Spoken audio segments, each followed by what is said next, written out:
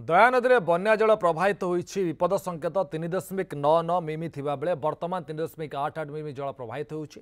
गत वर्ष कल्याणपुर पंचायतर नुआहाट गाँ निकट नदीबंधरे गलिया पड़िथिला। आज से स्थान में नदीबंध दबुथिबारु लोकंक मनरे भय सृष्टि होइछि। कारण सेही स्थान में नदीबंध जदि भांगिबो तेबे डेलांग कणास और साक्षीगोपाल ब्लॉक जलमग्न हेबो।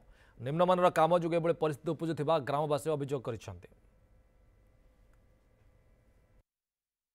यही बंध जदि भांगुची ताले कल्याणपुर पंचायत स्टार्ट करी कणास ब्लॉक और डेलांग ब्लॉक भी नष्ट हो प्रशासन किसी माने आखे पड़ुनी ये बंध उपर बर्तमान एति पानी अच्छे आखे पड़ुनी जिते आबुटाबु हो बंध से आसो मो रिलीफ बंटन कर चली किभली भल कम कर माने एटा भल कम हम एवं बंध किभली सदुपयोग हो पार से नवेदन कर आसिक देखी देखी सी चले कमर कौन ठीक ठिकाना ना तेणु ये बंध भांगिले कल्याणपुर पंचायत कौन कणास ब्लॉक एमती 500 गाँ आफेक्टेड हम निश्चित कौन लोक खाया बासहरा होपर कौन आपण मैंने आसी सरकार को नवेदन करुचु ए पानी समय आसिक नजर दिंतु लोक मैंने भले रे तेणु आसिक नजर देले आम खुशी हो।